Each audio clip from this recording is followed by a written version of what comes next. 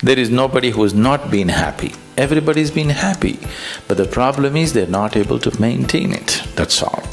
There are only two things.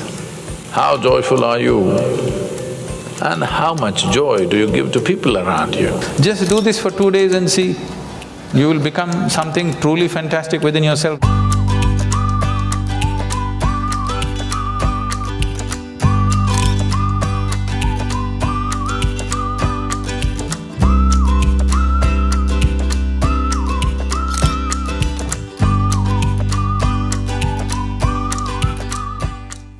What is well-being? When do you really feel well in your life? When do you truly feel well? When you're very happy, you're well. Even if you're physically ill, you're still well, isn't it? Even if you're medically diagnosed as ill, you're very happy right now, you're feeling well, isn't it? So fundamentally, well-being means a certain level of joyfulness, certain exuberance of life. What is happiness? We can say happiness is this, that, but in terms of life, your life energies are happening in a more exuberant way than it normally happens. Depression means your life energies have become very low and state. Happiness means your life energies are exuberant. There are many ways of describing happiness, but only those who are happy know what it means to be happy. There is nobody who's not been happy. Everybody's been happy, but the problem is they're not able to maintain it, that's all. So, you don't have to enforce any resolutions upon yourself, just little tools to make sure that you don't sink. See, a lot of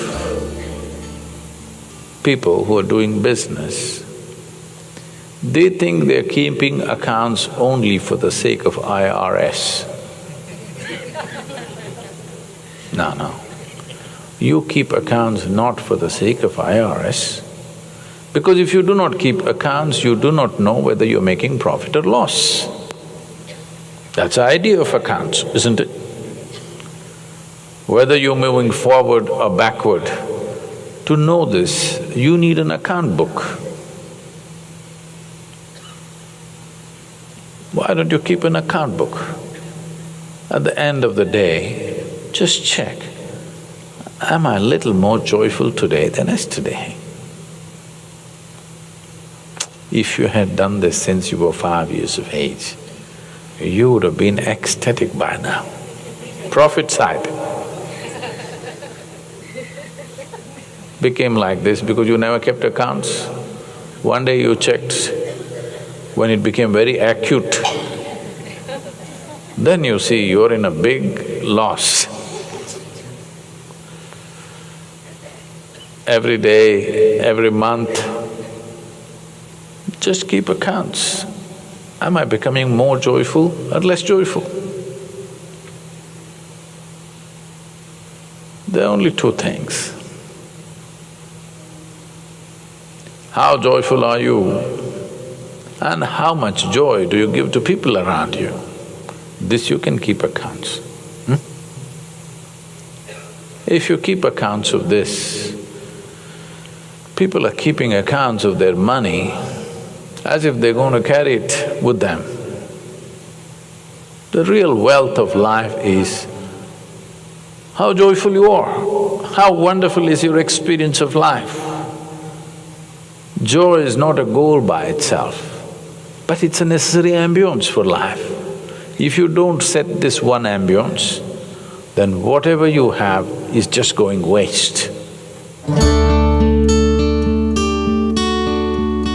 Tomorrow, if you wake up in the morning… No, this is not my wish, but I want you to know, of all the people who go to bed tonight, over 1 million people will not wake up tomorrow morning.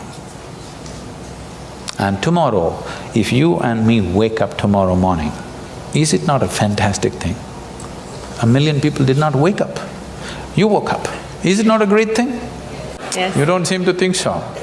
Yes. Because the problem is just this, you are living with an idea that you're immortal. When I say you're immortal, you're not actually thinking you're immortal, but you're not conscious of your mortality. If you're not conscious of your mortality, somewhere you think you're immortal, isn't it? How many moments in a day are you conscious that you're mortal? If you were conscious, would you have time to crib? Would you have time to fight with somebody? Would you have time to do some rubbish with your life? If you knew, if you are conscious that you are mortal, you would do nothing other than what is absolutely needed for you and everybody around you. Don't think this is a negative thing. Death is not a negative thing. It's the only thing which has added value to your life. If you're here forever, you would be unbearable. Yes. If you just become conscious of this one thing, that always you're conscious that I'm mortal. You don't have to think, I will die today, we don't intend, we want to live as far as possible. Just you know, one day I will die. Every day, every moment if you remind yourself, this is a brief life, I'm mortal, one day I will end. Just do this for 2 days and see, you will become something truly fantastic within yourself, just this is all. This is the fundamental aspect of yoga. The first teaching that came out was that it is your karma. That means it's your making. Your life and the experience of your life is entirely your making. If this one thing doesn't sink into you absolutely, you will not make the necessary changes.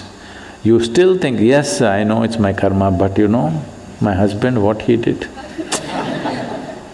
you can't fix this. First you understand, this is my making, entirely my making. The moment you see it, you have the ability to change it. I see it, but you know what they did to me yesterday? Now you can't change it. It doesn't matter who did what. What is happening within you, your experience of your life is entirely your making. This is your karma. Karma means not something that drops upon you from somewhere. Karma means your action, it's your making, it's your doing. Before you go to bed, everything that's not you, keep it aside. They may be precious to you. You think about it, your house, is it you?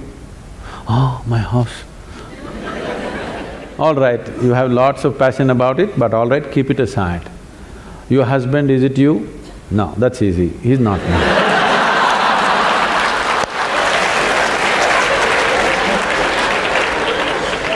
My children, are they me? Oh, little difficulty, but no, they're not me.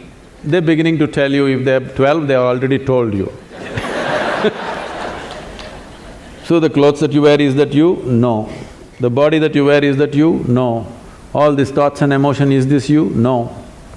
Everything that's not you, keep it in one heap. Not physically, just do this mentally. Keep everything aside.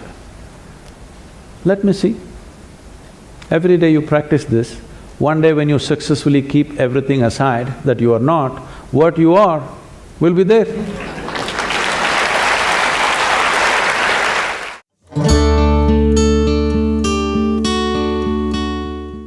What you're referring to as love is basically the sweetness of your emotion. You sit here, you could feel love about somebody who is not even here. So it's got nothing to do with anybody. It is just the sweetness of your emotion. Now is your love affair, your ability to love, is it on self-start or is it on push-start? You can use another person to stimulate that within you, or you can be on self-start mechanism.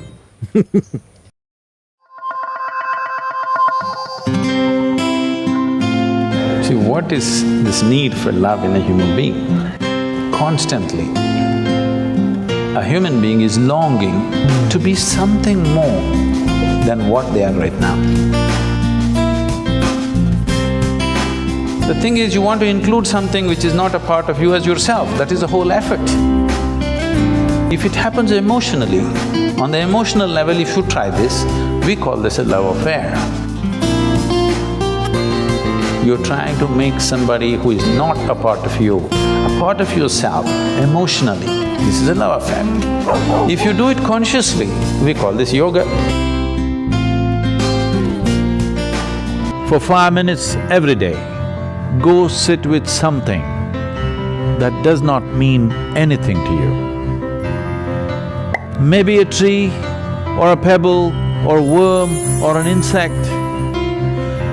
After some time, you will find you can look upon it with as much love as you hold for your wife, husband, mother, child or dog.